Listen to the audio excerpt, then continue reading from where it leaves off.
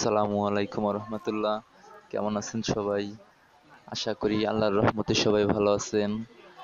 আজকে আপনাদের জানাবো দুর্যোগ ব্যবস্থাপনা অধিদপ্তরে নিয়োগ সার্কুলার দেখাবো আপনাদের।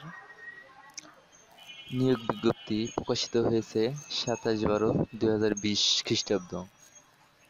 নিয়োগ বিজ্ঞপ্তি দুর্যোগ ব্যবস্থাপনা ও ত্রাণ মন্ত্রণালয়ের স্মারক এটা 13/12/2020 খ্রিস্টাব্দ মোতাবেক দুর্যোগ ব্যবস্থাপনা অধিদপ্তরের নিয়ন্ত্রণাধীন রাজস্ব খাতভুক্ত নিম্ন বর্ণিত তৃতীয় শ্রেণীর শূন্যপদ অস্থায়ী ভিত্তিতে পূরণের জন্য বাংলাদেশের প্রকৃত নাগরিকদের নিকট হইতে নিম্নোক্ত শর্তে অনলাইন আবেদন করার আহ্বান করা যাচ্ছে।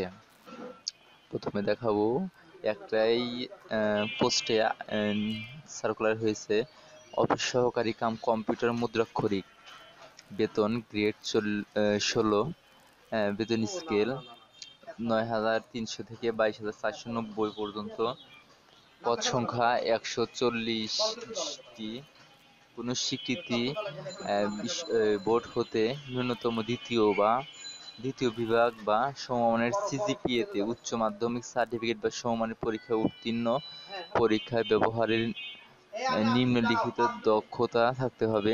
প্রতি মিনিটে বাংলায় 20 শব্দ এবং ইংরেজিতে 20 শব্দ টাইপ স্পিড থাকতে হবে। Computer, word processing, email, fax machine ইত্যাদি চালানোর দক্ষ অভিজ্ঞতা থাকতে হবে।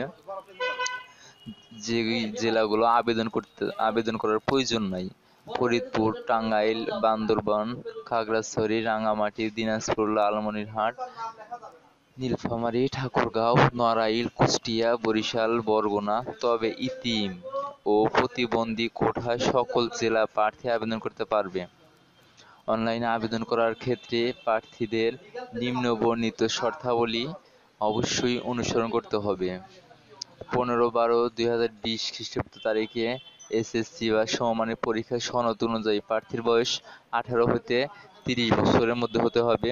তবে বীর মুক্তিযোদ্ধা, শহীদ মুক্তিযোদ্ধার পুত্র কন্যা এবং শারীরিক প্রতিবন্ধী প্রার্থীর ক্ষেত্রে ন্যূনতম 32 বছর আবেদন করতে পারবে।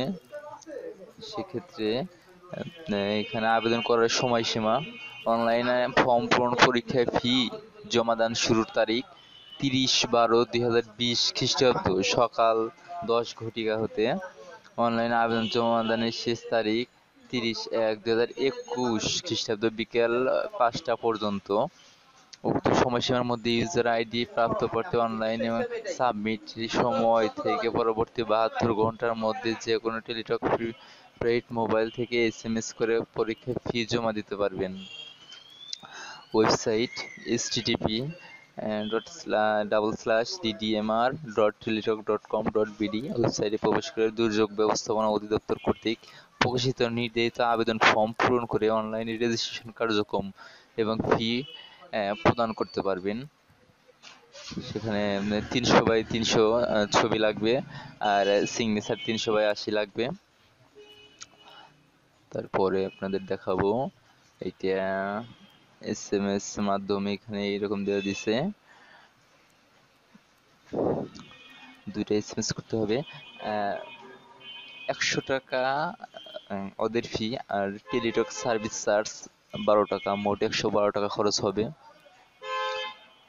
আবেদনপত্রের সকল অংশ পূরণ করে সাবমিট করা হলে পরীক্ষার ফি জমা দেওয়া পর্যন্ত আবেদন কোনো অবস্থাতেই গৃহীত হবে না।